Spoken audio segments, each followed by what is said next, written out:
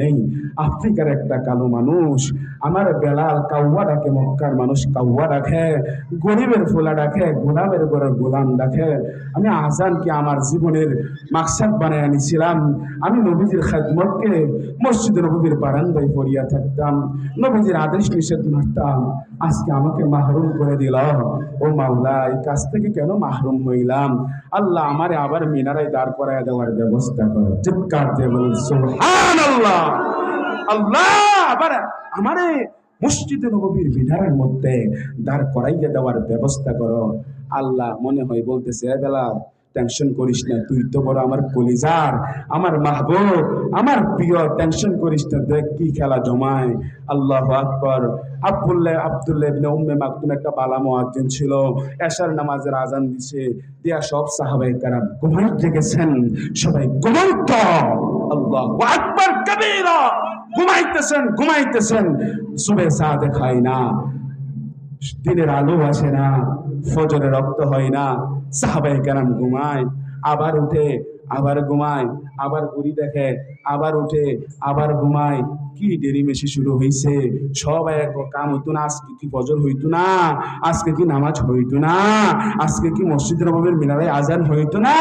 নবীজির দরবারে আইসা সবাই বলে, ইয়া রাসূলুল্লাহ, ও আল্লাহর দোস্ত, আজকে কি ফজর হবে না? আজকে কি আজান হবে না? আমরা কি নামাজ পড়তে পারবো না? সম্মানিত ভাইরা আমার, আল্লাহর নবীর কাছে আইসা যখন সাহাবায়ে কেরাম এইভাবে একটা আবেদন দিয়া দিলেন, দরখাস্ত দিয়া দিলেন, ইয়া রাসূলুল্লাহ, ইয়া হাবিবাল্লাহ, আজকে কি ফজরের রক্ত হবে না? আজকে কি মিনারের মধ্যে আজান হবে না? আল্লাহর নবী, বিশ্ব নবী সাহাবায়ে কেরামকে বললেন, এ সাহাবায়ে কেরাম, টেনশন করার কোনো দরকার নাই, আমি আল্লাহর সাথে বোঝাপড়া করতেছি। এই মুহূর্তে বুখারী শরীফের হাদিসের মধ্যে লেখেন, টুন টুন টুন টুন টুন টুন করে জিবরাইল ওহী নিয়ে আসতেন, এমন একটা আওয়াজ দিয়া এই মুহূর্তে ওহী নাজিল হওয়া শুরু হয়ে গেল। জিবরাইল এসে আল্লাহর নবীরে বলতেছে, ও আল্লাহর নবী, কি নিয়ে এত টেনশনে আছেন, এত পেরেশানির মধ্যে আছেন? কি নিয়ে এত পেরেশানির মধ্যে আছেন, এত টেনশনের মধ্যে আছেন? আল্লাহর নবী জবাব দেন, এ জিবরাইল, সাহাবায়ে কেরাম আমার কাছে দরখাস্ত নিয়ে আসছে, আজকে কি ফজরের নামাজে রক্ত হবে না? আজকে কি আজান হবে না? এই অবস্থা কতক্ষণ চলবে? দিন কি শেষ হবে না? দিন কি আসবে না? রাত কি শেষ হবে না? জিবরাইল বললেন, ইয়া রাসূলুল্লাহ, আজকে দিন ততক্ষণ পর্যন্ত শেষ হবে না যতক্ষণ পর্যন্ত মিনারের মধ্যে বেলাল রে না দাঁড় করাইবে।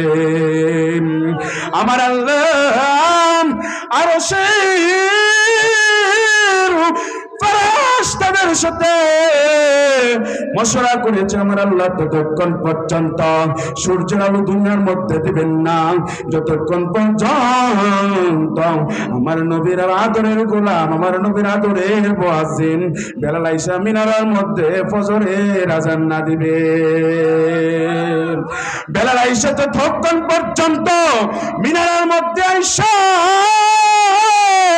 ফজরের আজান না দিবে ততক্ষণ পর্যন্ত আজকে দিন হবে না, সূর্যের আলো দেখা যাবে না, ফজরের রক্ত হবে না, নামাজের পরিবেশ হবে না। সম্মানিত ভাইরা আমার, আল্লাহর নবী বলে, বেলাল রে, এত আগানি কেমনে আগাইলি রে বেলাল? জিদার দেখতা হ্যাঁ ইদার বেলাল তার জি হ্যাঁ। এ বেলাল,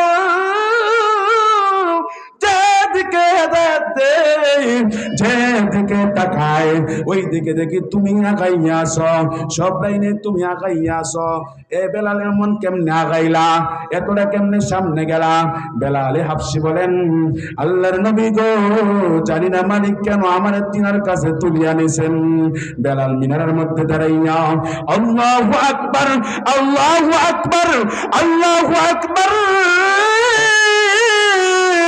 ধ্বনি লাগাইয়া দিলেন।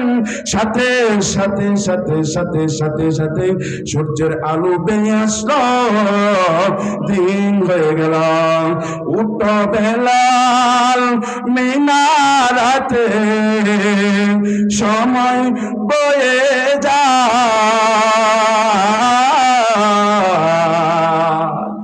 আজান দাও গো মধুর সুরে, শুনতে বলে চাই। উঠো বেলাল, সবাই বলেন উঠো বেলাল মিনারাতে, সময় বয়ে যায়। আজান দাও গো মধুর সুরে, শুনতে বলে চাই। বেলাল বলে আমি আজান দিলে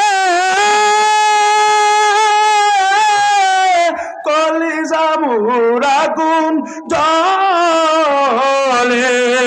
বেলাল বলে আমি আজান দিলে কলিজা মোর আগুন জ্বলে। আমার আজান শুনিবে কে, নবী নাই যে দুনিয়া।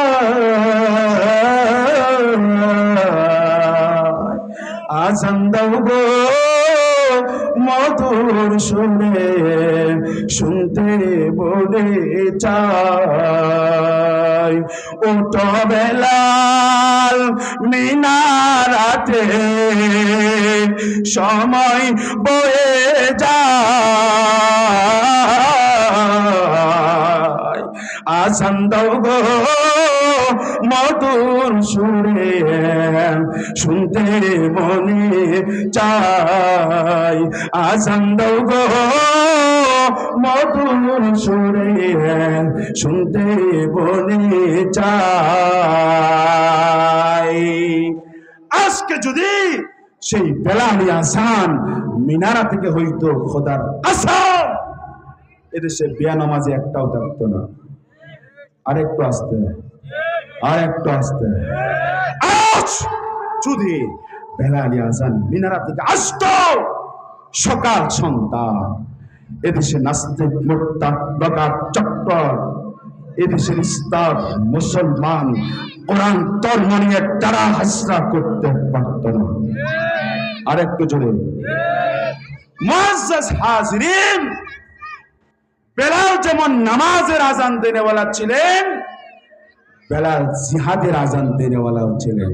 ঠিক না বেঠে?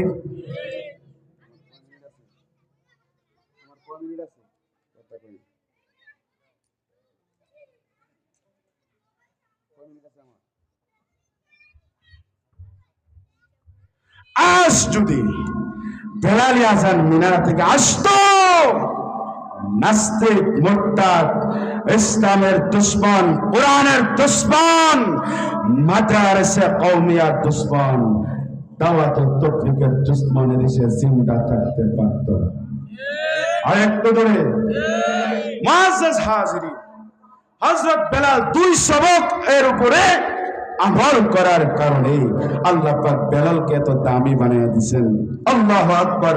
সারা দুনিয়াতে আজকে বেলালের আজানের সাথে তাল মিলিয়ে আজ সারা দুনিয়ার মুয়াজ্জিনরা 5 ওয়াক্ত নামাজে মিনারার মধ্য থেকে আজানের ঘোষণা দেয়।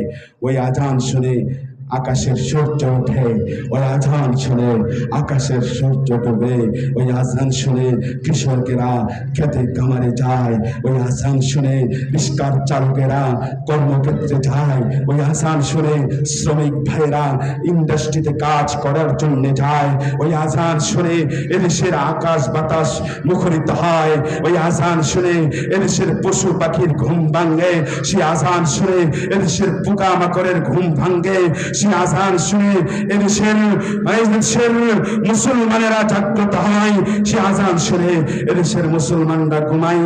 আর ওই আজান নিয়ে কুলাঙ্গার বেশ্যা তসলিমা কুরুক্তি করেছে, লতিফ সিদ্দিকী কুরুক্তি করেছে, কোটি কোটি মুসলমানের দেশ থেকে, কোটি কোটি মুসলমানের দুনিয়া থেকে এর পায়ে জুতা, এর গালের মধ্যে জুতা মারা দরকার। আর একটু জোরে, এর গালের মধ্যে জুতা বানানো দরকার। ওই বলে কি জানেন, আজান শব্দ দূষণ, নাস্তিক, মুরতাদ, বগা, তসলিমা বলে আজান নাকি শব্দ দূষণ।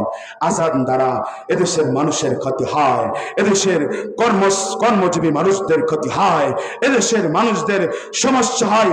খোদার কসম, এই বাংলার জমিনে যতদিন শাহজালালি আজান থাকবে, এই বাংলার জমিনে যতদিন মাদ্রাসা মসজিদের নিসবতওয়ালা আজান থাকবে, সুন্নতওয়ালা আজান থাকবে, ততদিন পর্যন্ত এই বাংলার জমিনে